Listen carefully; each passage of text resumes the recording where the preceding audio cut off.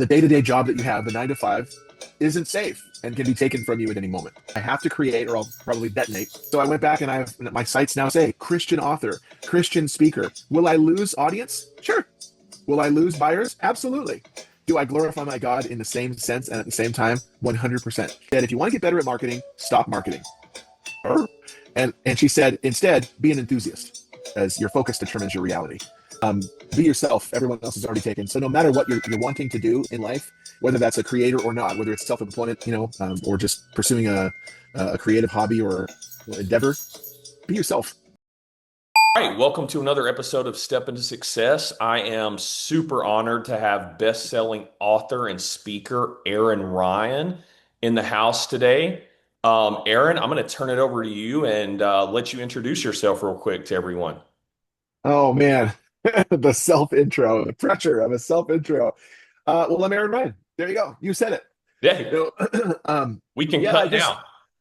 it cut down, cut. Yeah, clean slate. Um, I just published my 51st book on July 4th. I've authored slash published up to 50 or 51 books, and I love writing. I've been a storyteller my entire life. I have to create, or I'll probably detonate. Um, but man, my creative pursuits all throughout my life have taken a lot of different iterations through music and drama and writing and poetry and dance. No more, for dancing, but I have to create something, and I faced kind of a nexus in 2023. The voiceover industry continues to erode. I'm a full-time voice actor. The lowballers, lowballing clients, the underbidding colleagues, the SAG after a strike, the economy, COVID, and then finally AI uh, isn't the death knell for the industry, but our income has been slashed. And I said, I've got to do something. And so I said, I'm going to go back to authoring. So I did that. And I've just been like, I don't know why I ever stepped away. This is my calling, writing stories, great stories, and putting books together. That's my calling. I'm a storyteller. So there you have it.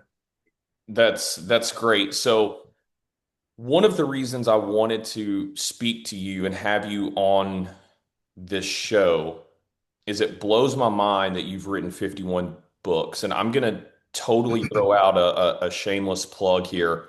I had an idea to write a children's series. I wrote the first two. Each one is about 15 pages. Each Mhm. page contains about 10 to 20 words. And it took more brain power to do that than I possibly could have imagined. So the fact that you've written 51 books is, I mean, I just challenge anybody to go out there and try to write a book and you'll see exactly how challenging it is. So mad respect for that. We're going to get into your books here in a little bit, but I want to go back. You've been self-employed for a long time, and this show has a lot to do is mainly about entrepreneurship, right? So what did you do before you became self-employed, or have you been self-employed your entire adult life?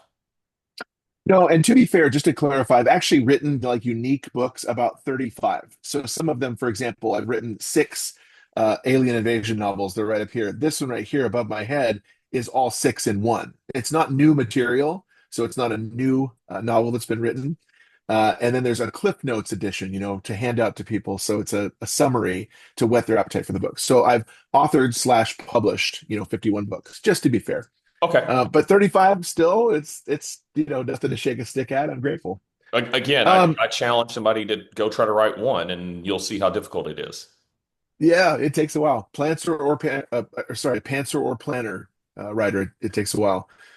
I've always been a storyteller and a creative. I've always been wanting to do my own thing. It's not that I don't play nice in the sandbox of life with full-time um employees at a company. I've had different jobs and so many over my life. I officially entered self-employment in June of 2007. It was on the coattails of being kind of reamed out by my boss for something I didn't do, but something that he suspected me of having done.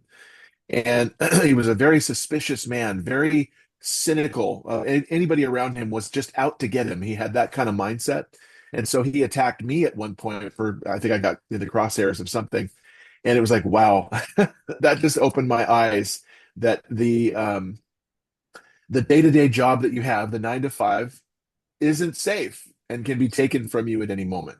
Mm. So I said, never again am I going to be dependent on anybody else. I'm going to rise and fall on my own merits. So I slowly began building up a self-employment a ramp-up approach, specifically a multimedia production company of video production and transfer, audio production and transfer, videography, DVD and CD duplication, and things like that, multimedia. And so I launched in 2007, and I've been self-employed ever since. Um, but I look back on every single job, every single major job that I had in preparation for self-employment really did lay the groundwork for me. These management jobs taught me business acumen. These any of these jobs taught me scheduling and responsibility. They all taught me showing up on time, not over-promising customers, being a man of my word, fair rates, doing what I say I'm going to do, and vision. Many of the management jobs communicated you got to have a vision if you're going to do this well. So all of those things are ingredients that went into the Aaron Ryan basket for self-employment, and I credit every one of them for helping me be who I am today. I see a lot of, especially when you look at the highlight reels of YouTube and Instagram in today's world about being your own boss, being an entrepreneur. It seems that that's becoming more and more mainstream as people become, I guess, less motivated to attend university and things like that, even though Yeah, that is also still pretty mainstream. And a lot of people still feel that 9 to 5 is safe. But if I'm hearing you correctly, you say there is benefit before you become an entrepreneur in working for others because of the skills you're going to learn. Am I right in the way you're yeah, saying that? yeah, absolutely. And it doesn't matter what the position is. The position is going to teach you something. I went through a very unpleasant time in my life, and it's private, but it was like in that time, I had to take a whatever nuggets of truth from this person who was a teacher over me. I had to take, regardless of my, I would say it's marginal disdain Okay. for that person. I had to see if there was any nugget of truth in anything she was saying. And it's that type of attitude where you're willing to glean whatever you can. You throw away the rest. You pick and choose and take what works for you, these nuggets of truth, and go forward with those. So they're all formative in some respect, but whether or not you let them form you is another matter entirely. So I had to let all of these positions form me in some respect and prepare me for self-employment. In hindsight, they all did, to some degree or another. So for the, let's say, man or woman out there that has been working for others for X amount of years, and they have an idea or they have a passion and they want to take that leap. In your opinion, what is that first step that they have to take in order to, because it's scary to Yeah. jump into the world of becoming an entrepreneur and being self-employed, even though I agree with you, there's not security even in 9 to 5s. There isn't. No, I've always been the kind of person that I want to rise and fall on my own merits. I run the flag up, the flagpole, see who salutes. No, I'm going to salute it or not. And I think one of the biggest things that you need to do, there's a tenet that's, it's like world proven, and it's famous and historical, and it's got weight to it. Don't quit your day job. That adage is absolutely true. Don't quit your day job. If you want to branch out into self-employment, don't quit your day job because you need something to fund your dream. For example, I am a full-time voice actor right now, and publishing and authoring does not pay the bills in any respect. It's entirely supplemental. What funds my dream of authoring is my full-time voiceover career. So the income is eroding due to the factors that I cited earlier, but and it's not what it used to be. Sometimes, I used to wake up laughing, like I made how much for how little work in voiceovers. It's just really not that way anymore. Um, but I use my full-time career to fund my passion and my dream. the first thing I would say to someone who wants to go into self-employment is look for the X. Look for that off ramp of self-employment, of full-time employment, and the on ramp of self-employment. So at one point, you're going to go an off ramp from your 9 to 5, and you're going to off ramp that, and then you're going to ramp up into self-employment. So I'd say look for that X. Don't be too aggressive. Don't rush anything. Look for a good time period, and for me, that blessing in disguise was having my hours cut from my full-time employment. I was 8 to 5, and all of a sudden I was 8 to noon. So said, what your first reaction to that would be doom and gloom, like how am I going to pay the bills? And this isn't fair and the injustice of it, whatever. But my thought was, and maybe there was a little bit of that. My thought was, here's the opportunity I have because I need and can now use these other hours to start focusing on my career. So I fulfill my duty to the day job in the morning. When I'm done, it's all self-employment from there on out and fulfilling and ramping up that dream. So I say, look for that X. I think that's wonderful advice. I've never heard it put quite like that. I will say um, that there are some similarities into what you just said that I heard Alex Hormozy talk about recently. Are you familiar with who Alex Hormozy is? Mm-mm. So he would be, I would say, one of the top entrepreneurs that's online. He's blown up. He actually just broke the Guinness Book of World Records here, I think about a year ago, for the most amount of nonfiction books sold in a 24-hour period. It was called Mm. $100 million Money Models. And it was the third book in a series about teaching people how to, first of all, find a product to sell, then find the customers to sell it. And then the money models is how you keep customers in the, sticky, basically. Right. Yeah. And he gives a lot of great advice because it's not a lot of fluff.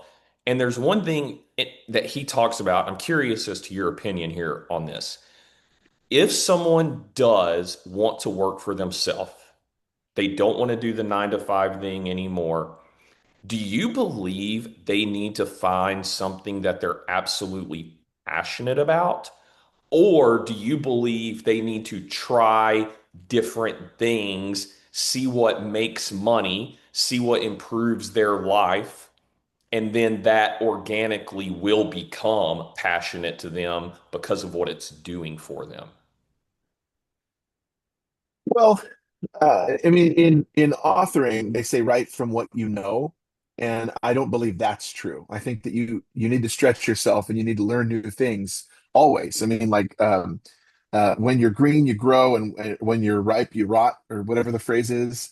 Okay. Um, Ultimately you have to grow and stretch yourself and learn new things. Sure, I would think by the time someone is considering self-employment, they probably already would have figured out what their passions are. So if you are trapped, for lack of a better word, in a 9 to 5 day job and you want to be doing something else, for me it was like, man, I have to be doing my own thing. I have to create something. And so, and my 10-year-old is exactly the same way. He's got to craft. He's got to have his hands tactilely on paper and tape and scissors and crafting these transformers out of paper that actually transform. I mean, it's mind blowing what he does, the engineering that goes into it. Hi, Yeah. Brendan. Um, so, but I think by the time you're considering self-employment, you probably should have already figured out what your passions are, and what you want to do. You don't have a lot of time to dilly-dally and kind of wet your feet in different rivers and tributaries of life at that point. So I would do some studying first to figure out what you really think that you want to do for your career, or your self-employment. And then when that X comes, then you're ready to put your effort in there. It's kind of like you're doing a sniper approach rather than a shotgun approach. A shotgun approach will hit a whole bunch of things, and maybe you can do a bunch of things well, but what thing can you do excellent? Good is always the worst enemy of best. And Mm. so if you're focused on these good things, that's great, good for you. But what's best for you? That's what you want to lock and load on and set your sights on. I think Gotcha. there's too many gun analogies in that answer, so strike that. Yeah, no, it's okay. Don't worry. I'm from Mississippi originally, so uh, half the audience is not going to be, yeah, they're not going to be offended at all. Trust me. So I wasn't planning on going this route yet, but I want to take a little pivot before we get into some of your work because you mentioned your son. I believe you said he's 10 years old. His name is it? Did you say Brendan or Brennan? Brennan, no D. Brennan. Okay. Yep, So, what is it like being an entrepreneur, self-employed, and balancing that kids. family life as well? Is Well, it, this is one thing that's a great, I was going to say, yeah. is it any different than balancing a family and also working a 9 to 5? No. Well, it shouldn't be, is my answer. It should not be. So this is one thing that I also learned in terms of the 9 to 5 day to day is time management is critical. If you're going to go out to your self-employment job and fart around for, 3 hours, that's your prerogative. You can, if you're making decent enough money, it does afford you more freedoms in terms of your schedule. But for the ramp up time frame, and if you really want to treat it like the same respect that you would give to a job where you are beholden to be there from 8 to 5 or 9 to 5 or whatever, then you want to treat it like a job and give it that full attention every day, but with parameters. So, here we are in the summertime, and I'm out in a removed shop that's about 60 feet outside of our home, and it's an 880 square foot shop that we had converted into a two-thirds playroom and rec room, and one-third office and voiceover booth. And I love it out here. This is my haven of creativity. This is my Shangri-La. My kids come out though during the summer and they bug me. Mm. They want to talk and they want to see daddy and they want to come, show them the drawings that they've made. They are always welcome and they know that. But there are always boundaries as well. I can only give you so much time right now unless I'm specifically taking the day off because there are things that I have to commit to. And that's the part of a rigorous self-employment schedule that you have to make sure you're committed to. Um, so parameters, and also with that on that same token, 8 o'clock or 9 o'clock rather is when I start, and 5 p.m. is when I'm done every single day. I treat it like the day job because I have a wife who needs me. I have kids who need me and I need them. And I need that off time and I need the recreation and the exercise and all of the other things that just are a natural byproduct of life with a family. So you can't your hustle has to stop at the door.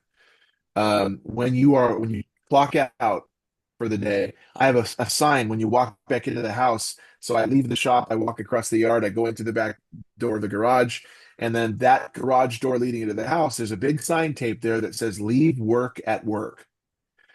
Because I owe my wife that, I owe my children that. So you got to have the structural parameters in place. Yeah, and I noticed when I was looking on your website, well ahead of us speaking, that you obviously have pictures of your family on there. So I know that you're a devoted family man and also a devoted Christian. Talk to us about your faith a little bit, if you don't mind. And Yeah. full transparency, I'm also Christian. Like I said, Woo! I grew up in the Bible Belt, so I think even if I wouldn't have, I've seen God work in my own life, so I would be Christian either way.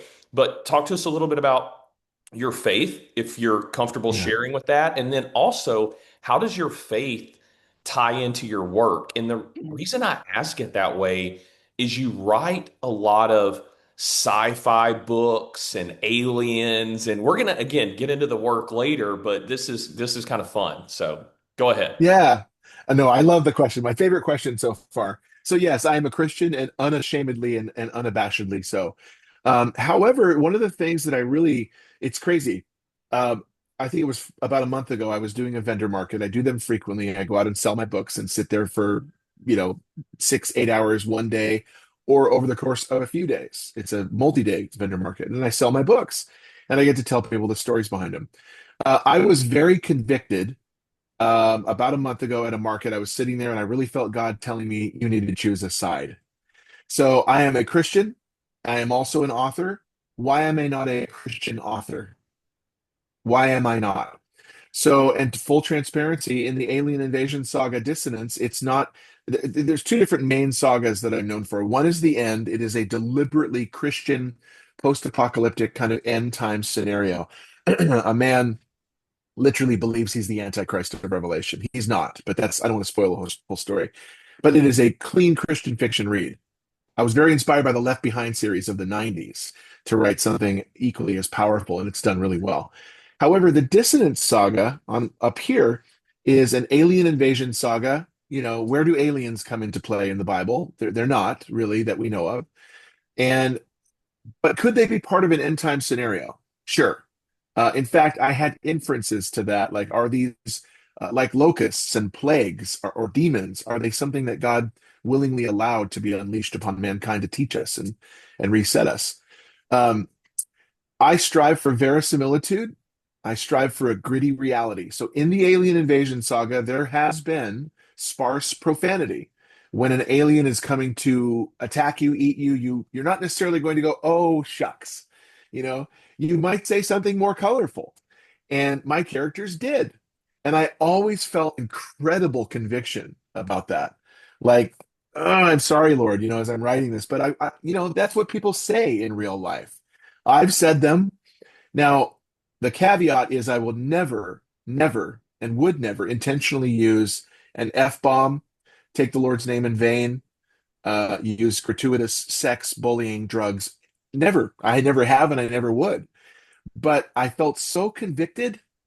This is my career now. I want God's blessing over it. I want people to read it and not be hung up on any one thing. And so I literally, over the course of, I think it was a week following that market, I went back and I literally sanitized all of my work. Any instances of profanity, I went back and I took it out. Hell became heck, damn became dang, and other substitutions that made sense. And I sat back afterwards. It was a huge load of work to do, but I lit it because it's not just a control H find and replace or command H find and replace. I literally sat back afterwards and I went, my conscience is clear. Mm. Uh, and Paul says that my conscience is clear, but that does not make me innocent. It is the Lord who judges me. I want, excuse me, my books to provide a fantastic fictional escapism, but I don't want anyone who is a Christian to read it and go, "Oh man." It's the same thing when you hear a stand-up comic, and they're like, "Oh, he's so funny." Oh, yikes. Like, oh, listen to him going on a profane rant. It's Yeah. just we don't like that, and it grates against our spirit. So that's how my faith is currently at work. I also said, you know what? I've got a speaker website. I went back and why didn't I put this before? Certainly not out of fear, but perhaps out of branding. So I went back and I have my sites now say Christian author, Christian speaker. Will I lose audience? Sure. Will I lose buyers? Absolutely. Do I glorify my God in the same sense and at the same time? 100%. And so I want my King of Kings and Lord of Lords to say, "Well done, good and faithful servant." So I'm a Christian author and a Christian speaker. I love it. I will say, total side note here, but one thing that you said that you actually made me think about my granddaddy, who's my favorite person of all time. He's since passed, but he was the most devout Christian that I ever knew, and never heard him uh, curse or anything like that. But have you ever seen the movie Tremors with Kevin Bacon? Long time ago, yeah, There's this scene where Kevin Bacon it's these big, huge, giant man-eating worms under the ground, right? That are yeah, chasing you. And yeah, the whole family was sitting around, we were watching this.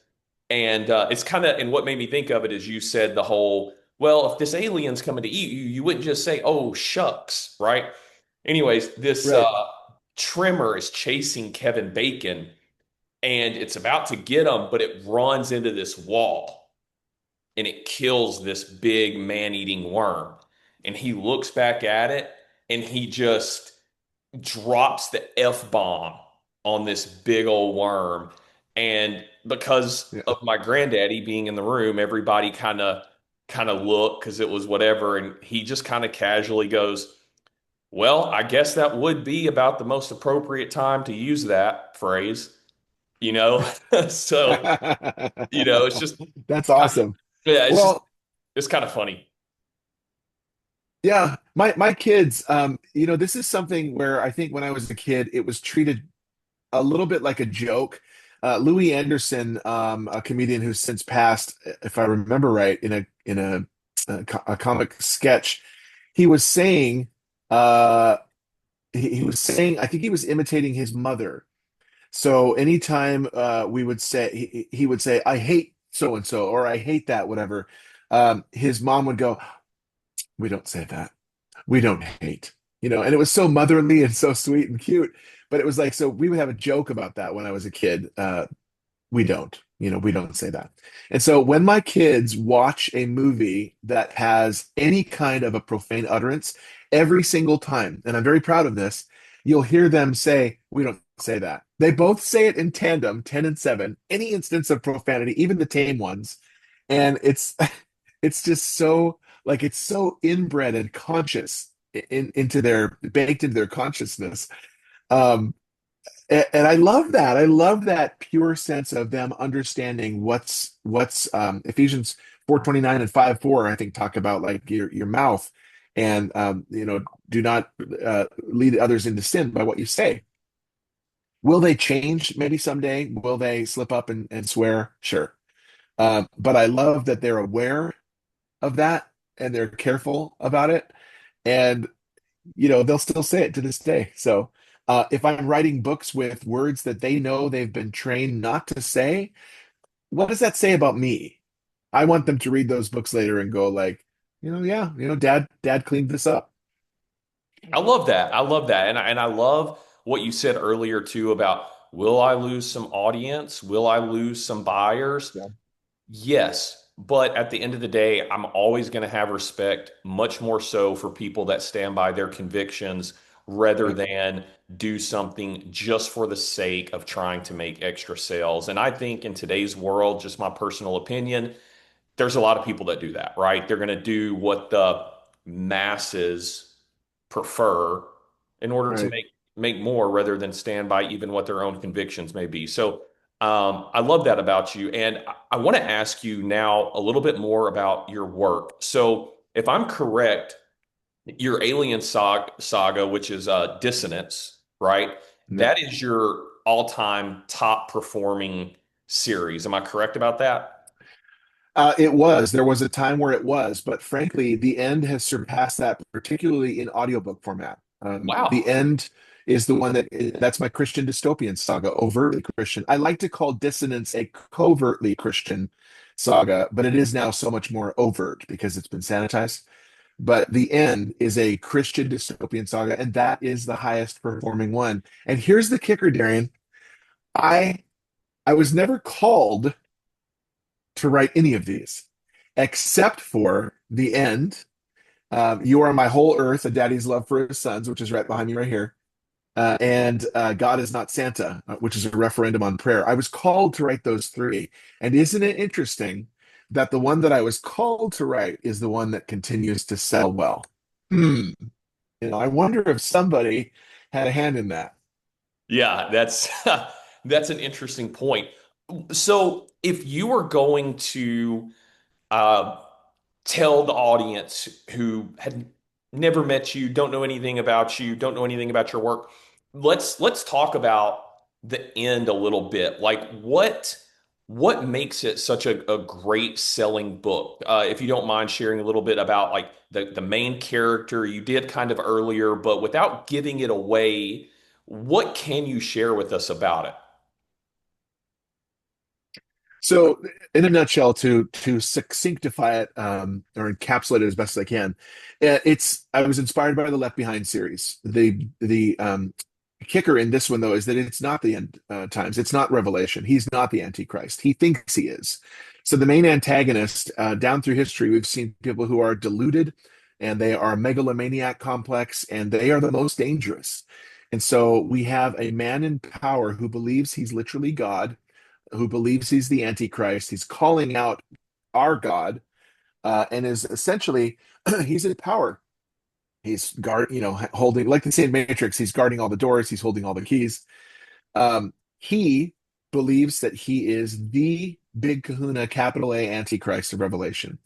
Under the guise of a census, he's in power. Under the guise of a census, he has Christians and everyone report to their hometown, report on an iPad their place of origin, their work, their kids, their family members, their social security number, their preferred religion, put all that stuff in. And then we're checked for traces of the virus on our brainstem that has killed off 50% of the population.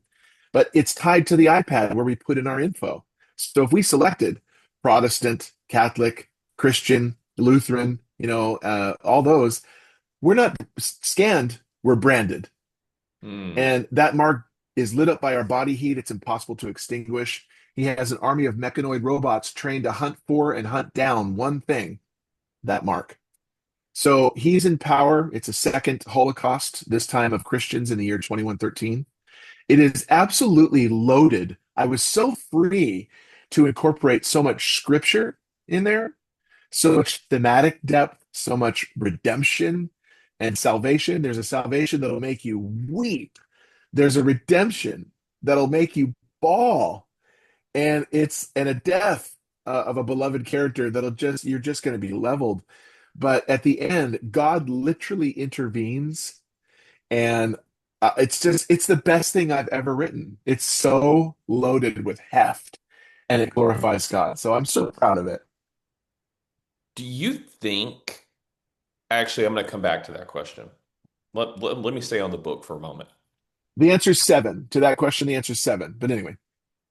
Well, I was thinking it was nine, but anyways, so how hard is it to write a series like that? Did you know when you wrote the first book that it was going to be a series? And how do you plan out that far ahead, especially when you have all these dynamic characters and everything? That seems Yeah. almost impossible to me from where I sit right now. So historically, there's two different styles of writing that's kind of been put people in two different camps. So one is a planner or a plotter, and they have, they cross all their T's, they dot all their I's. They have index charts and flow cards, or no, index cards and flow charts and like bullet point lists, things like that. And so they have a real good sense, an overarching sense from start to finish of what all the different points are that they want to cover. And there's nothing wrong with that at all. I mean, that makes for kind of a bullet proof, airtight story. It's very hermetically sealed. I don't like to write like that. I think art imitates life. I'm a pantser. I fly by the seat of my pants and I write organically. Because if you're going to a wedding, who's to say that you're not gonna get a flat tire? Those types of things happen. And how you deal with those types of things reveals a lot about your character. So there's a Russian writer, I forget his name, but he said my goal is to get my character up a tree, trapped, and throw rocks at them. And then how they respond to that it will reveal a lot about their character. I totally agree with that. So my characters are kind of, they're not like bumbling around, bouncing into the wall and, repeatedly knocking their head against the wall. And I do have a forward direction of kind of where I want them to go, but I like to write very organically. So, in answer to your question, a really long way around, uh, I knew that I wanted to write a trilogy with the end, and I did. I knew that I wanted to write a trilogy with Dissonance, but Dissonance, there was so much more story, and there was so much more backstory to mine that before I knew it, it became a hexalogy of six books. Um, will I revisit the end someday? I don't know. I think the story is cut and dry, locked, it's a wrap, and it's great. It's powerful as is. Um, I like to say right now I'm going to write a singular novel, and that's what I'm working on right now. That's this one, As the World Burns. And then when that novel is over, I'm going to resume writing Carbon, which is my next big Christian dystopian trilogy. Will it grow beyond that? I have no plans for it at this point because I like that beginning, middle, and final act of a book or a saga. So that's how I work. Is it harder to write a single set novel that you know has got a clear beginning and a clear cut end, or is it harder to write the ongoing sagas? Both have their share of difficulties, to be sure. I find it hard. I do find it hard in a singular novel to untether at the end, to detach from characters that I've invested in, from a storyline and narratives and stakes that I've invested in. It is difficult because they're friends, they're beloved creations, and you care about them. For example, uh, and maybe the reverse of this is why this is so true as well. Is Dissonance is a six-book saga. I have many of their characters, the fictional characters' birthdays in my real life calendar, Hmm. because they're real to me. These creations are real to you. So the further immersed, I think this answers your question better. The further immersed you get into a story, and that comes the strength of that comes a lot more in it's more augmented in a longer story or a saga, the harder it is to uproot, the harder it is to pull up your tent and and leave. So it's hard in a singular novel for sure. I think it's definitely harder in a saga. To go along with the saga and the standalone novels, where do children's books come into play there? How difficult is it to write children's books? And I ask that from actually two perspectives. One, the market is competitive. There are so many children's books out there. And two, we're not children anymore. How do you get back into that mindset? I'm assuming you probably take a lot of inspiration from your own children. I don't Yeah. know. Tell us a little bit about that. How difficult is it to write children's books? Well, I wouldn't have written children's books, first of all, if I didn't have children. I firmly believe that. I have my kids are now 10 and 7. I wrote the first saga, which is down here, the trilogy of the Christian Kids Values, Identity, and Affirmation series. I wrote that when Brennan was about 8 and Asher was 5, a few years ago. So that's that one. But then you know, I, I was so excited to get to 50 books authored slash published that I'm like, oh, I know what I can do. I'll write another kids book trilogy, and that'll give me 3 books right away. And then a fourth one is the all-in-one. So they were more of a form over function production. As far as how difficult it is to make them, it really wasn't. The very first kids book that I wrote, The Ring of Truth, it started as a bedtime story for my then 8-year-old. And it was either so peace filled or so boring that he fell asleep. I don't know which. I Okay. just remember, I, I just remember pulling away from it and going, wow, Lord, that was awesome. Please help me to remember that. And so when he was asleep, I was like, good, and then you steal out of the room because you can now. And I scribbled down or typed in the notes from memory of what I had told him. Naturally, it develops into a trilogy because I love trilogies. I love being able to put together a trilogy. So the Ring of Truth became the Ring of Truth, the Sword of Joy, and the Book of Power. And then after that is the other one, which is the Super Ordinary Heroes series. Down here, there's Empathy, there's the Time Stopping Hug, and there's the Invisibility Cape. And all those are just new stories I thought of for my kids. In fact, that's almost a cartoonish spitting image of my 10-year-old, and that's almost a spitting image of my 7-year-old Mm. in those. And of course, they're the stars all over again. But I found both of them to be pretty easy to write. What's hard is getting the animations um, drawn and having someone do that well, precisely according to what you're envisioning in your cranium, and then make sure it all matches up, right? So, and I found a great gal on Fiverr who did that. She did use AI, which bugs me.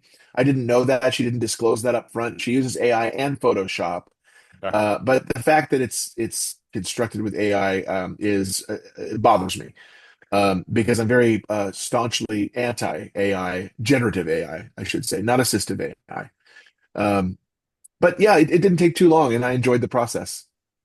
Oh, okay. Yeah. Well, that's Yeah, I was just curious, and part of that was a selfish question because, as I said at the beginning of this, I've gotten well, actually, I've gotten three of what I want to be a children's series created. So That's great.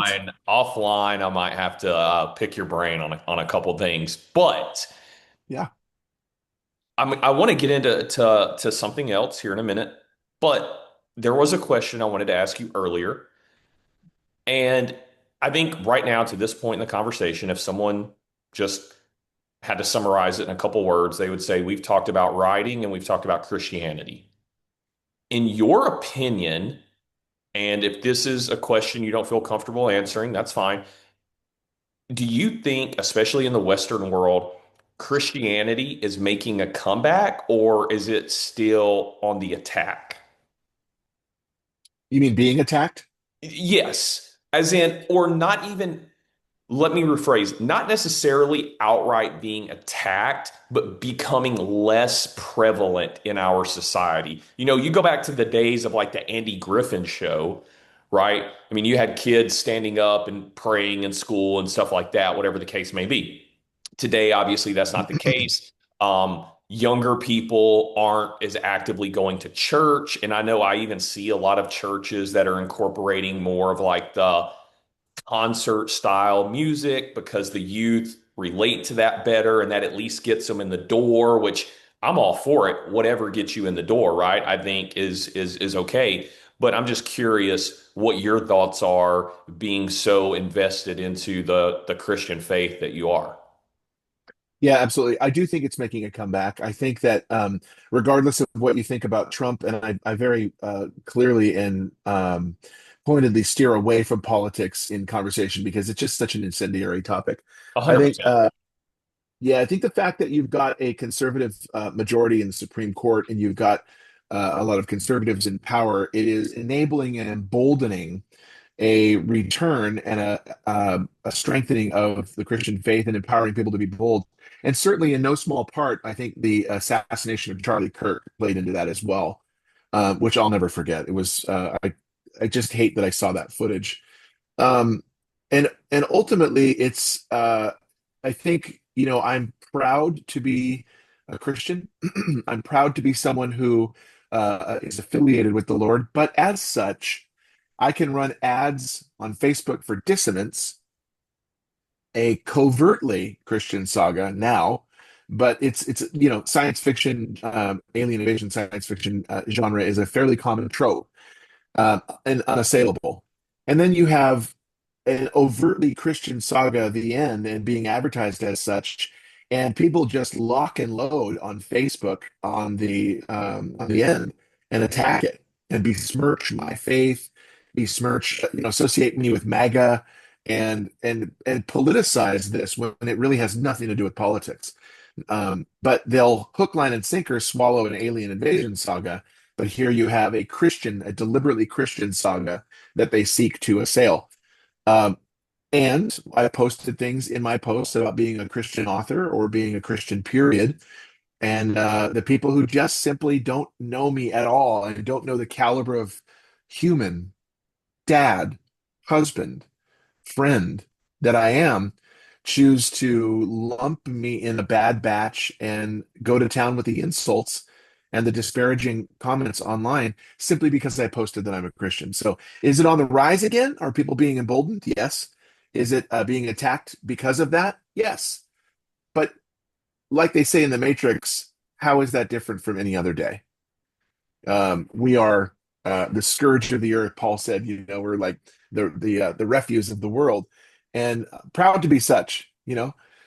Uh, my conscience is clear. That does not make me innocent. It is the Lord who judges me.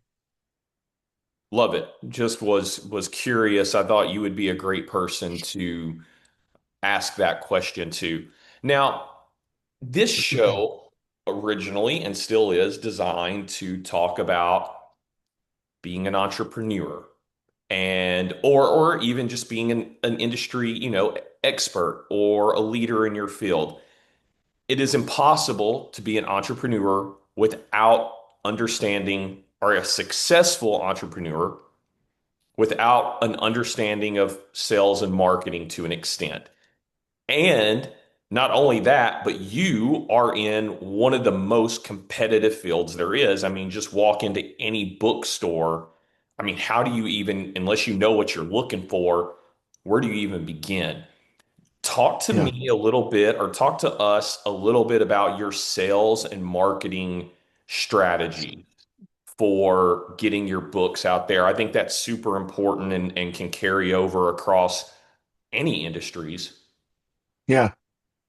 Absolutely. Well, some of the things that I do in authoring are very similar to some of the things that I used to do for voiceovers when I was heavily marketing voiceovers, and some of the things I used to do when I was a musician, a singer, and was heavily marketing our band to get out there and sing or perform rather.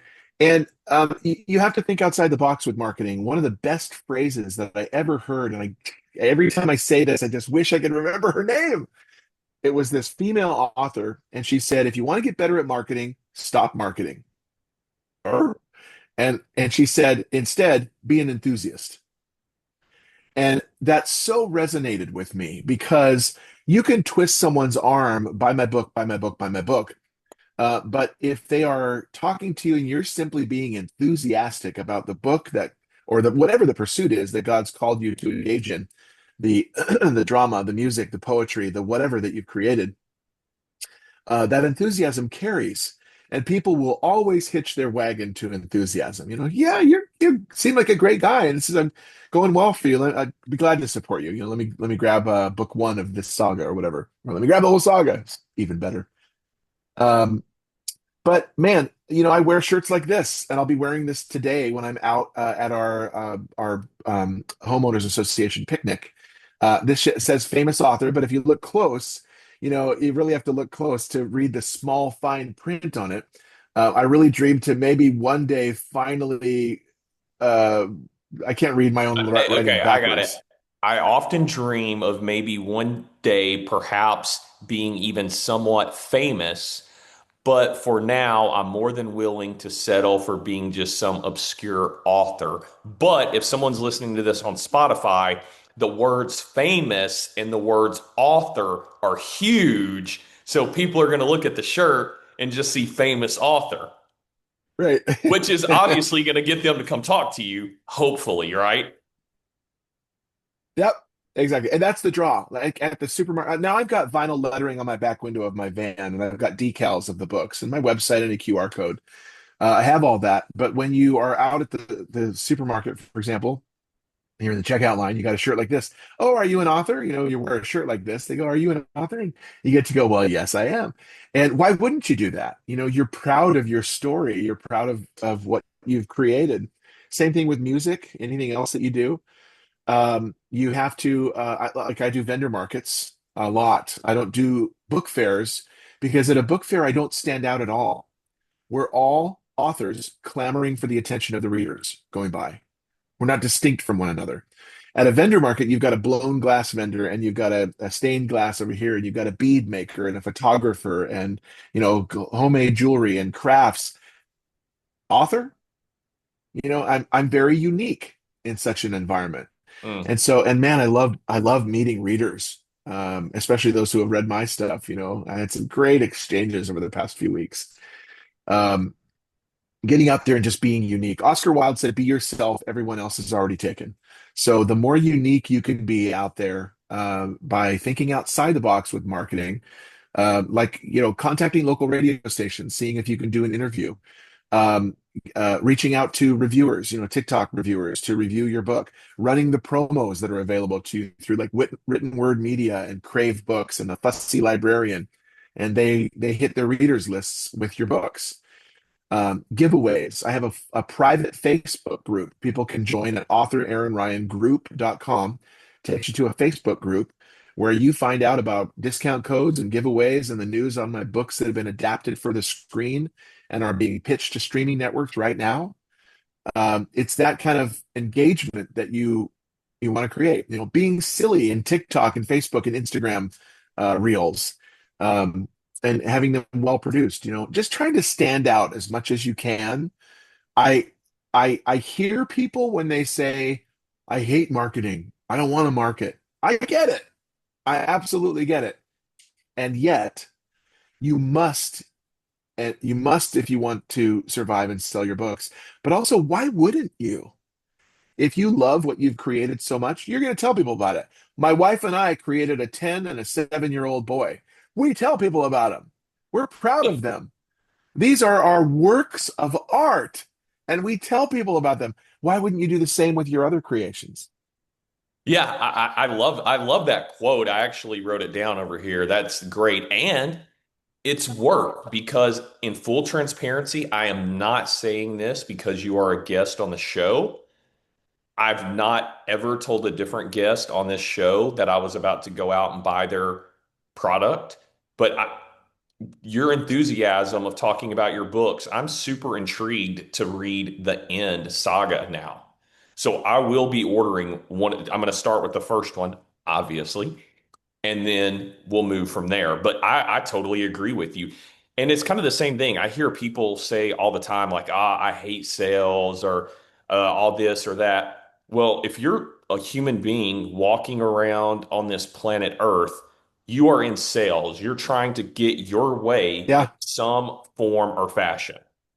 And that yeah, is ultimately sales. And I don't mean manipulation, right? You might just be a family man and you're trying to get the best deal possible on that new van that just came out, right? Like you're selling, you're trying to get your way at the car dealership. So, your original, what you were using originally to fund your uh, writing was voiceover work. yeah. It And still is. and still is, and still is. And if I recall, you have done voiceover work for some large, uh, for some large companies. I mean, I'm looking here in my notes to find it, but like UnitedHealthcare, Amazon, Uber, Wrangler, Cadillac, Microsoft, Fidelity. How in the world did you get into that? Into voiceovers, like in particular, or getting those particular clients. Well, I would say one, getting into it in particular, and then two, getting those particular clients, because I think that goes back into the sales thing we were just talking about. Yeah. Because those are some big, I mean, Well, those are some big names. yeah, they're thankfully the finding of jobs in voiceovers is fairly easy, but the competition and the getting of jobs is far more difficult because of the competition and because of AI now really undercutting a lot of the available work and people resorting to really cruddy services like 11 Labs and Respeecher and Speech Ocean and Speechelo and things that it's basically a settling for is what I'd call it, and resorting to software that they, for whatever reason they think sounds like a human, and it's yuck. But I got into voiceovers in '93. I was working at a company as a telemarketer, tell nobody. In '93, I was selling PSAs to local businesses on behalf of their local radio station. So I'd call them up and I go, Jack, hey, Aaron Ryan on behalf of KPLZ Star 101.5, how you doing? And the first thing they always would go, they'd go like, oh, well, I win. And we'd have to deflate them immediately and go, sorry, you won nothing. But we're doing a campaign on teaching parents to talk to their kids about using a kid code to prevent kidnapping, for example, Okay. or talk to your kids about the dangers of drinking and driving. And so it was my job to press play on a little cassette recorder that would be piped into my audio that they would hear, and then I would read, your friends and neighbors at Bob's Plumbing want to remind parents to talk with your teens about the dangers of drinking and driving. I would read that spot. Good sound advice brought to you by Bob's Plumbing. For the very best in plumbing, call blah, blah, blah. And I would read it and they'd go, oh, that sounds great. Well, a few customers would go, that sounds great. We'll buy, but only if you read. And I was like, oh, uh, hold please. And he wants me to read this. Can I read this? And I didn't know that was allowed. So some customers booked me. I went into the studio, slapped the cans on, read, and I'm like, oh, hi, that's me. And it was really eye-opening. It was very cool to hear myself in there and then to know that they bought it and I got to be the storyteller, tell that story. Um, Jobs like United Healthcare are union. I am a what's called a FICOR um, voice actor. It's between union and non-union, but I can bid on and achieve and receive union jobs. So United Healthcare, but I can also do non-union. So United Healthcare is a union job, and I got that through one of my agents. At one point, I had like 10 agents. I've got five now. But the casting notices arrive in your inbox. You go and record it the way you think it should sound based on the direction you're given. You send it. You cross your fingers, knock on wood, and pray a lot, and then hopefully they award you that job. But thank God, I I don't know where we'd be if we did not get the United Healthcare job 4 years ago. They've renewed me now for the fourth time or the third time. This is our fourth season, and they've paid so much money. I mean, and we've gotten benefits through SAG-AFTRA because that's union work. It's provided benefits. So, man, I'm so grateful. It's not what it used to be, but I'm so grateful for them.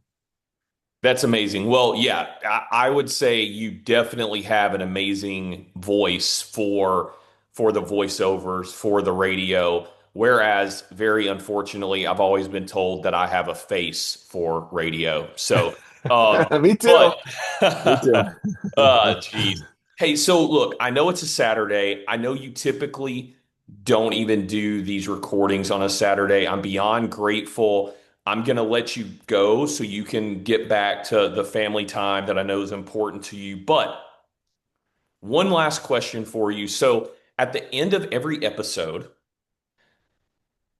whoever I'm speaking with, they leave a question for the next guest, not having any idea who that guest is going to be. Hmm. Okay. So I'm going to ask you a question from our previous guest. I want you to answer that. And then in turn, leave a question for the next one in which you don't know who he or she will be. So the Sure. question, you ready? The I'm question that ready. was left for you, I think you can handle this one. What would be the biggest lesson that you have learned from your biggest failure? Hmm. Absolutely. So, from my biggest failure, I've learned gratitude. Gratitude is a hallmark of our home, and we are very, very grateful people. I am a very, very grateful person who is often accused of overthanking people. My best man at my wedding, my cousin, called me a rabid overthanker. And so I will take that. I appreciate it because it's absolutely true, and I'm proud of it. Um, so gratitude, because there was a time when I just really felt like I had nothing, was nothing, amounted to nothing, could give nothing. And so now with all that I've been given and all that I've been entrusted and tried to be a good steward of, I'm tremendously grateful. Every single time a book sale, I have an app that alerts me when I have a book sale um, come through every single time. Thank you, Lord. Every single time without fail. So there you go. Love it. And I think gratitude is that's something that I'm personally working on every single day. I think that I can tell the periods of time in my life where I'm deliberately grateful. I find that things work out better for me, right? So, what would you like to Yeah. leave as a question for our next guest? And then we'll get you out of here so you can enjoy the rest of your Saturday. I would ask them, do they have a mantra? And if not, why not? And a mantra for, not just business or self-employment, excuse me, or success, but just for life. And if not, why not? A mantra, I have a few, and they're so important to me because I remember them often. One in particular is your focus determines your reality. It's a line from a movie I like to pretend does not exist, Star Wars One: The Phantom Menace. Whole different episode. But your focus determines your reality. I love that mantra. So, do you have a mantra? And if not, why not? Awesome. Thank you again, Aaron. Really appreciate your time today. In the YouTube notes, I will leave links to your site, to all your socials. Same thing with Spotify, so people will know where to find you. Outside of that, is there any last thing you would like to share before we end this call? I would just go back to the Oscar Wilde phrase, be yourself. Everyone else is already taken. So no matter what you're wanting to do in life, whether that's a creator or not, whether it's self-employment, or just pursuing a creative hobby or endeavor, be yourself. Be unique. The world doesn't need more of the same. We don't need cookie cutouts of who went before. So pay homage, no problem. Pay occasional tribute, but absolutely be yourself. Love it. Thank you and enjoy the rest of your day. You too. Thanks so much, Jared.